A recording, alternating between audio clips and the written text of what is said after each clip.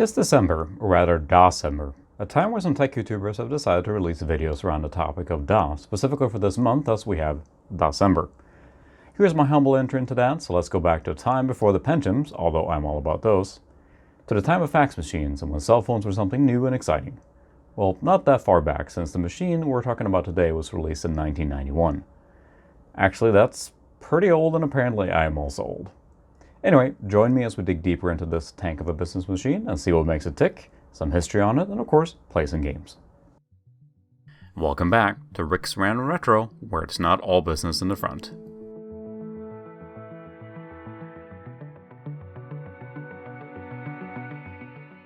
So, what we have here is a Compaq DeskPro 38625M. It features the namesake Intel 386 processor. However, if you haven't seen the insides of one of these before, the configuration might be a little surprising. At least I learned some things after I got a hold of this machine, and it's been an interesting one since. Around the front, we have what I would call a classic design from Compaq of the early 90s. It means business literally and harkens back to those days. We have a great and tactile power switch on the front that gives off a nice audible click as it engages.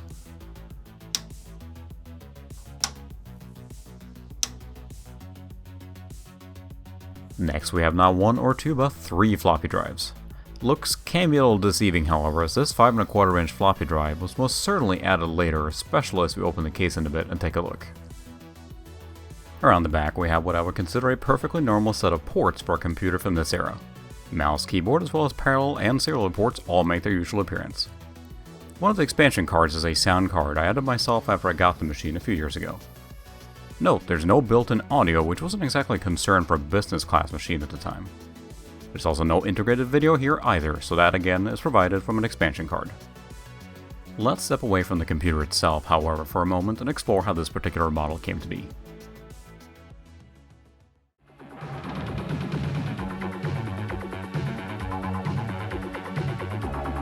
In the late 80s, Compaq was at the top of their game. They had successfully come out as the major player from the era of the PC clones, firmly entrenching themselves into the business world as one of the go-to manufacturers.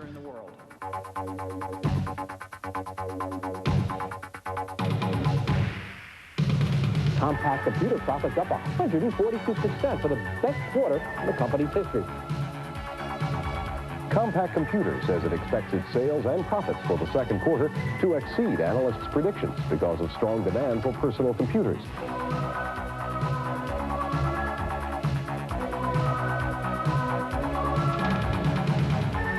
Today we are introducing not one, but two 20 megahertz 8386 based personal computers. The Compaq DeskPro 38620 and the Compaq Portable 386.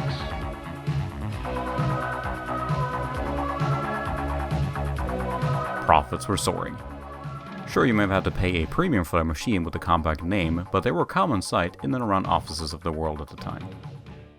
Many lower-cost competitors were gunning for a bigger piece of the corporate pie, however, and when Compaq went a bit overboard with their pricing and premium model approach, they started dropping in market share. After all, for corporations, the bottom line does matter, and if you can get basically the same thing for cheaper, that quickly becomes a no-brainer. So, to answer this, Compaq introduced their M series in the DeskPro line, the M standing for Modular. Compaq certainly wasn't the first to do this, but the idea was that instead of upgrading your entire computer when it became obsolete, you simply replaced the appropriate component, and presto, you had a more modern machine for a lower cost compared to buying something new. For anyone that's been tinkering with PCs, upgrading is of course not something new, but consider the scale here. Replacing CPUs on a whole bunch of computers is not something easily undertaken on a broader scale in an IT setting. You usually end up replacing the entire PC, which is a costly and time-consuming endeavor. If most of your parts are housed on modular cards that can easily be replaced in the field, however, that might work. Let's open this thing and take a look at what I'm talking about. The case is secured in place from the back using a few thumb screws. Once those are removed, the entire back panel comes off, freeing the rest of the cover. At that point, the cover simply comes off with a slide and lift motion, granting us access to the innards. On first inspection, things look pretty normal. We have our drive bay cage over here, a power supply, but here in the expansion slot area, something looks a bit different. And really, it is the main event of this computer. We actually have several core functions of our computer on these expansion cards. Note how long these cards are, being supported across the entirety of the case all the way to the front. What makes some of these cards possible is the use of the EISA, or Extended Industry Standard Architecture. It was an expansion slot type intended to combat IBM's proprietary MCA slots and allow clone manufacturers to standardize their setups more. A lot of this groundwork was pushed by Compaq at the time in collaboration with other manufacturers. Some of the configuration for these slots are controlled through the jumpers hidden right under the power supply over here with a handy guide on top of the drive cage. First off, we have the main event being the actual CPU card. This has our 386-25MHz processor clearly visible, as well as the math coprocessor using the 387 moniker. Again, the idea being here that if we wanted to upgrade this computer to a faster model, or even a 486, we'd simply take this entire card out and insert the appropriate replacement. For a price of course, but still a lot less than buying an entirely new computer. I think it's a really cool idea and definitely made sense at the time. At the back we have our memory card where all but one of our memory slots are populated.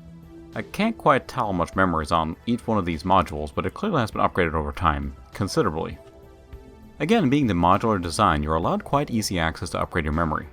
I'm assuming they made different models of this card with more or less slots to suit your needs.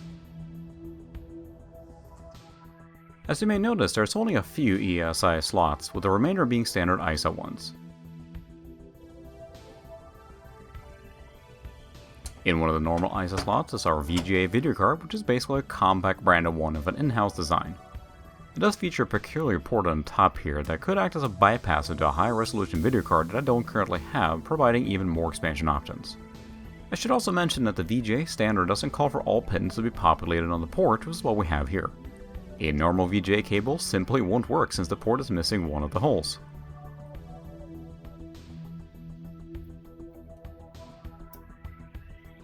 My solution was effective and crude at the same time. I sacrificed one of my VGA cables to simply remove the problem pin on it.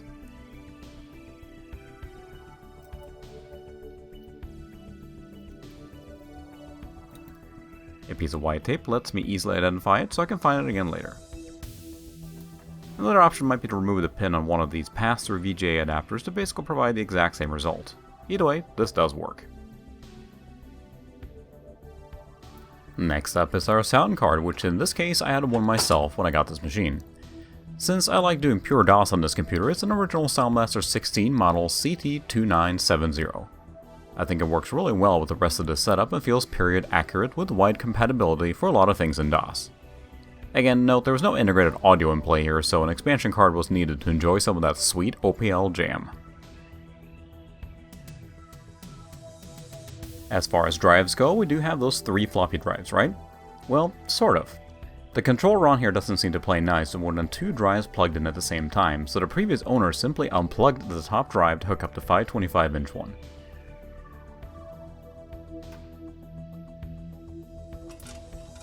And as we remove it, we can also see that sort of a custom bracket was built to fit it. Not exactly stock, but it does work. Regardless, we do still have one 1.44MB 3.5-inch drive, and this is a 360K 525-inch drive. There may be a solution yet to this problem to get all 3 drives working, but at the moment this doesn't hamper it in any real way, since we do have one of each.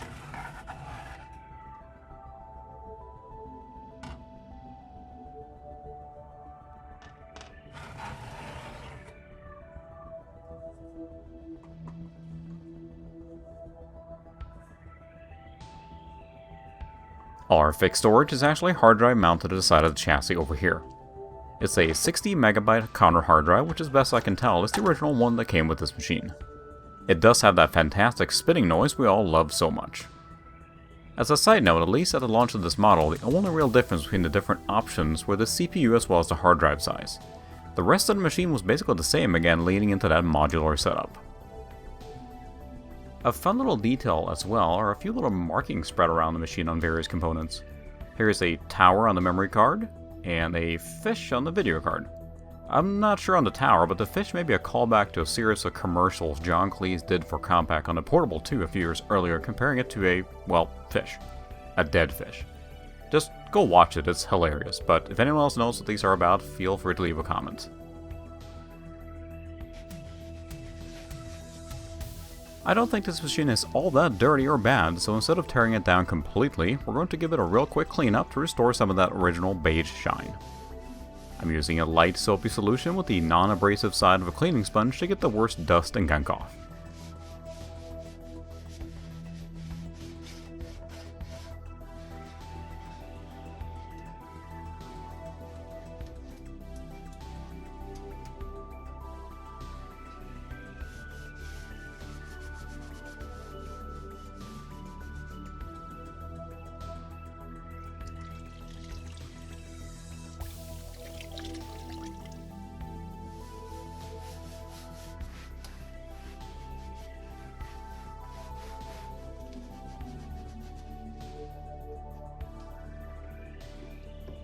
There does appear to be some glue residue here, perhaps from an old asset tag. It did require a bit of cleaning alcohol, and it eventually did come off as well.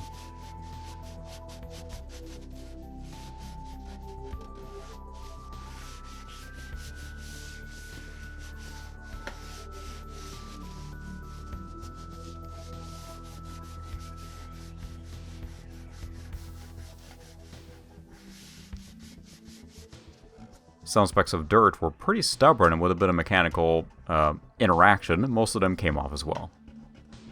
Some parts that may appear to be dirt I think are just simply the paint that's been worn off or chipped off.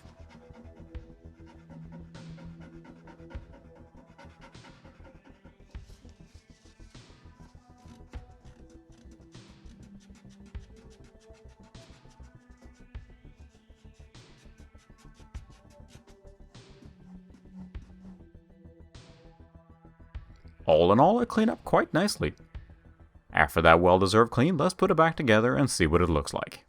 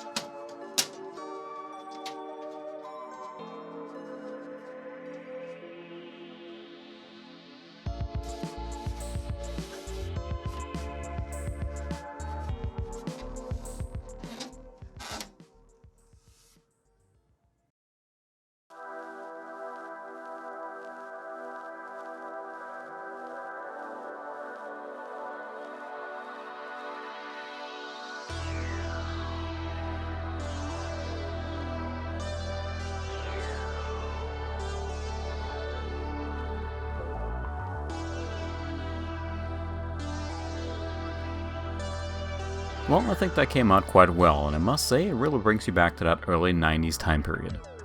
Also, as is evident by me working on this thing, it's built like a literal tank. It speaks to the over-engineered design of the case and the entirety of the machine itself. Compaq didn't seem to cut many corners here when it came to industrial design. Proper steel and heavy-duty components everywhere compared to a lot of plastic parts and thin sheet metal from its contemporary competitors. It's easy to say they don't make them like they used to when you see this. So, besides my non-matching peripherals, what would this have set you back in 1991 when it launched? Well, I found an article from that time, and this particular configuration came in at a whopping $3,999. That's over $7,600 in today's money. Ouch. That said, this was the base model after all. If you wanted the top-of-line 4633M, Well, that would have set you back an eye-watering $5,699 or almost $11,000 adjusted for inflation.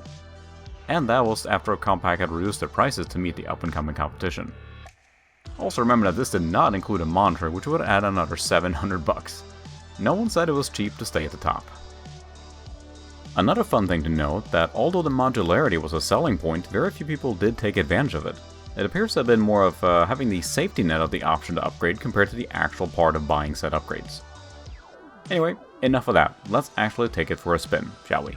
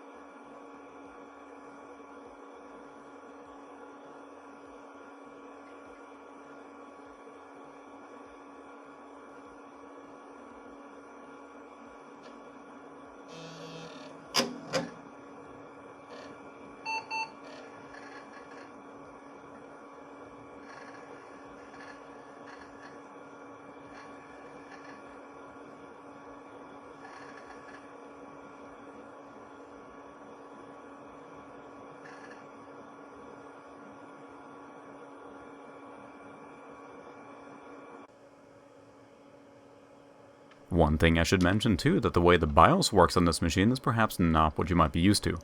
You truly need the proper setup floppies to even access the BIOS, as it's not stored in a standard chip like later machines. Meaning the setup program is actually run from floppies, so without these you can't even get into the configuration utility. It's an interesting experience hopping through here compared to later BIOS setups, but still it does get the job done.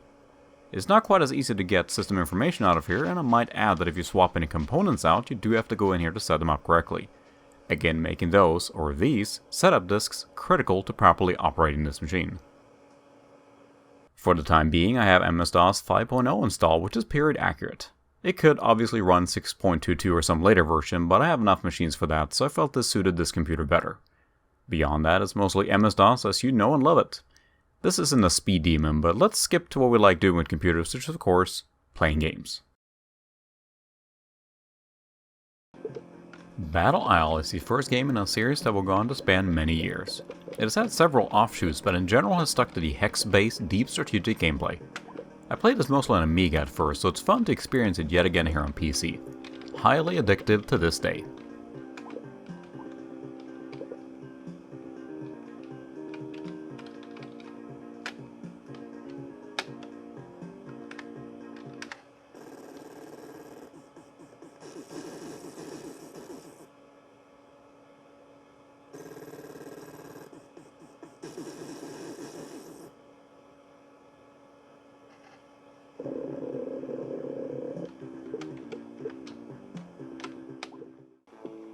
It's Commander Keen! In this case we're playing Aliens Ate My Babysitter, showing the more humble roots of id Software, which went on to create some of the most groundbreaking FPS games that shook an entire industry. Here is just plain old good platforming though, and while id Software may be better known for what they did later, this is a classic.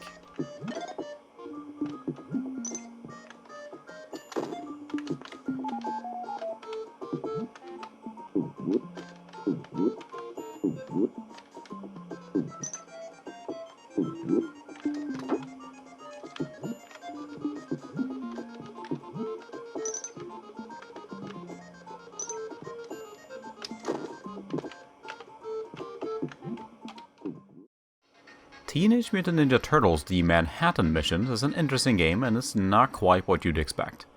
While there are platforming sections and good old-fashioned butt-kicking like you'd want and need in a Turtles game, it also has a surprising strategic element where preservation of resources is key. Tricky to play and has a darker tone to it. Quite interesting.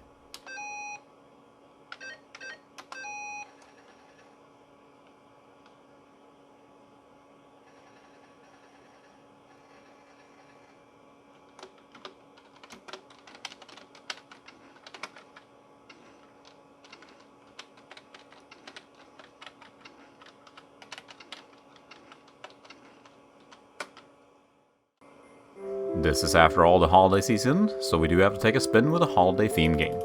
Here is Holiday Lemmings, released in 1993. It's basically Lemmings with a Christmas themed paint job. But hey, it works, and it's still just as fun, although I'm admittedly not good at it. It's Lemmings, for better or worse.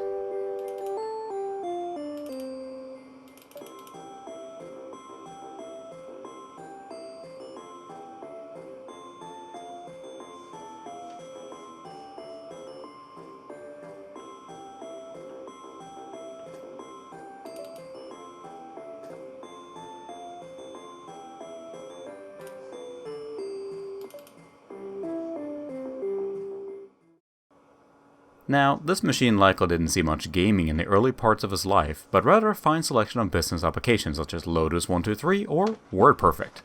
Huge hulking boxes of pure DOS productivity. There's something just great with the sheer size of these boxes from the 80s and 90s.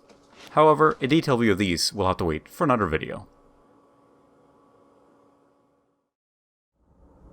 If you're still watching, thanks for sticking through to the end. I've been meaning to cover this computer for some time, as I do really like it quite a lot, and December seemed like the perfect opportunity to finally dust it off. It lacks the oomph of the machines that would come after it, and it's perhaps not quite as classic as the original IBMs and all the imitators that those spawned. But it represents the explosion of the mainstream adoption of the PC for the home market. Although this is a business-class machine, it brings us back to when PCs with ever more powerful processors and capabilities were catapulting themselves into every part of our society. Schools, homes, and obviously businesses. It was a different era of computing, and this machine brings me back to that time. A good time. Anyway, I thank you very much for watching, and until next time. If you enjoyed this video, maybe you'd like to take a look at some of my other ones. I cover a range of retro topics, including many around old computers. You can find me on Twitter to get updates on the channel, and if you want to catch me live, be sure to tune in at 8:45 p.m. Central on Thursdays. See you next time.